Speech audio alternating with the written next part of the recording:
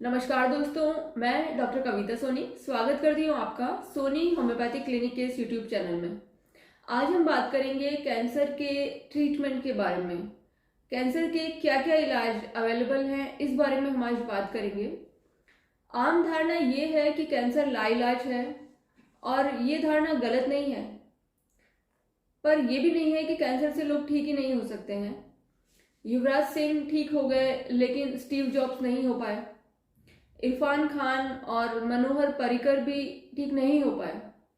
Cancer treatment की approach बहुत ही हिंसक है, बहुत वॉयलेंट है। पूरा फोकस इस बात पे है कि कैंसर सेल्स को कैसे मारा जाए। कैंसर रिसर्च का इस बात पे फोकस नहीं है कि ऐसी या कमजोरियां हो सकती है जिसके कारण कि कैंसर शरीर में पैदा हुआ और हम ऐसा कुछ कर सकते हैं क्या, ऐसी कुछ चीज जिससे कि कैंसर से लड़ने में शरीर की मदद हो सके और शरीर खुद कैंसर को ठीक कर सके। तो इस बात पर रिसर्च की कोई फोकस नहीं है। उनका फोकस सिर्फ ये है कि कैंसर सेल्स को शरीर के अंदर किस तरीके से मारा जाए।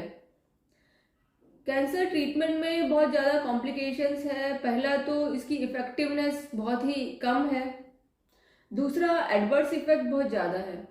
आइए हम इन्हें समझने की कोशिश करते हैं। कैंसर को ट्रीट करने के 3 तरीके हैं। पहला है सर्जरी। सर्जरी उस कंडीशन में फायदेमंद हो सकती है जब कैंसर यहाँ वहाँ फैला हुआ ना हो।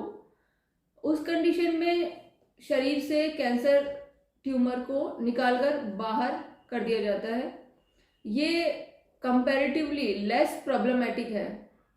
लेकिन अगर कैंसर यहाँ वहाँ फैला हुआ है, उसके छोटे छोटे ट्यूमर्स शरीर में जगह जगह बने हुए हैं, तो सर्जरी नहीं की जा सकती है।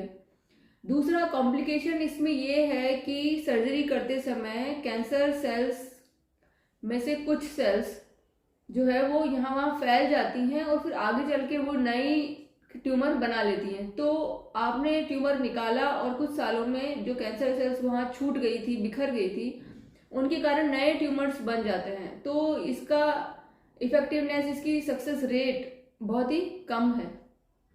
कैंसर ट्रीटमेंट का दूसरा तरीका है रेडिएशन।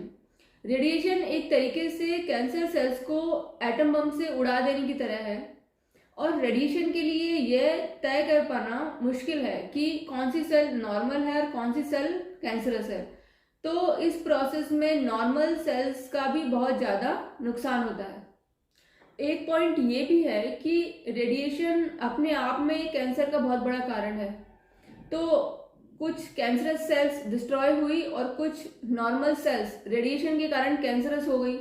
तो इसका नतीजा ये होता है कि हम एक कैंसर से ठीक हुए और कुछ सालों में दूसरे तीसरे तरीके का कैंसर तैयार हो गया।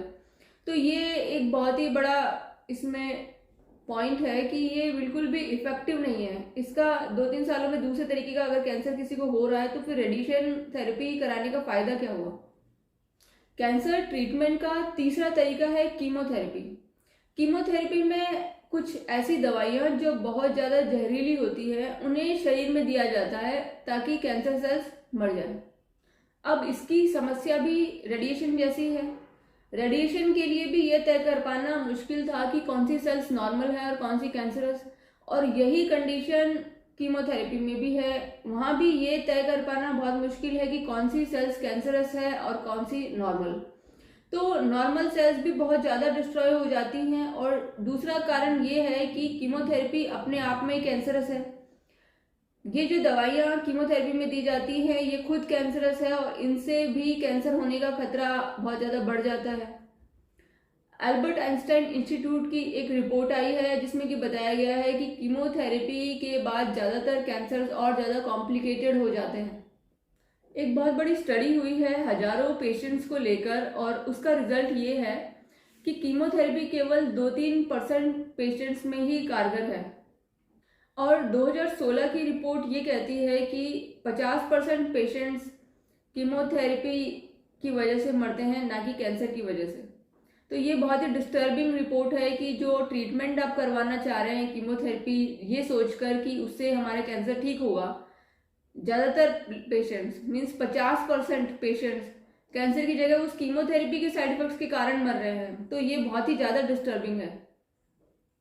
और जब डॉक्टर्स से ये पूछा जाता है कि अगर उन्हें कैंसर होता है तो क्या वो कीमोथेरेपी लेंगे, तो ज़्यादातर डॉक्टर्स कहते हैं कि वो कीमोथेरेपी अपने लिए नहीं लेंगे।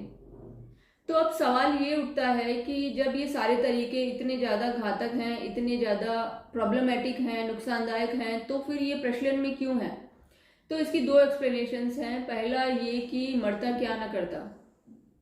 जब मौत सर पे खड़ी हो, जब प्रॉब्लम इतनी ज़्यादा सिवियर हो, तो कुछ भी ट्राई करना जायज़ हो जाता है।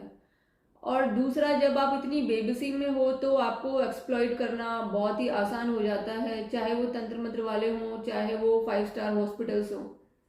आप कहेंगे कि मैंने निराशा की बात की है, तो हाँ, मैंने निराशा की बात की है, लेकिन सच्चाई यही है। कैंसर ट्रीटमेंट के जो प्रचलित तरीके हैं वो बिल्कुल भी कारगर नहीं है, और इसका प्रिवेंशन ही इसका बहुत ही अच्छा इलाज है। तो कैंसर प्रिवेंशन आज के टाइम की ज़रूरत है, नीड है। इस टॉपिक पर मेरे और वीडियोस आप चैनल में देख सकते हैं। यदि आपको भी वीडियो पसंद आए तो आप फ्रेंड्स एंड फैमिलीज के साथ शेयर कर सकते हैं। आप वीडियोस को लाइक कर सकते हैं, वीडियो को शेयर करिए, जिससे कि और लोगों को भी इस बारे में जानकारी हो सके। हम आगे और हेल्थ के बारे में बात करेंगे। नमस्कार।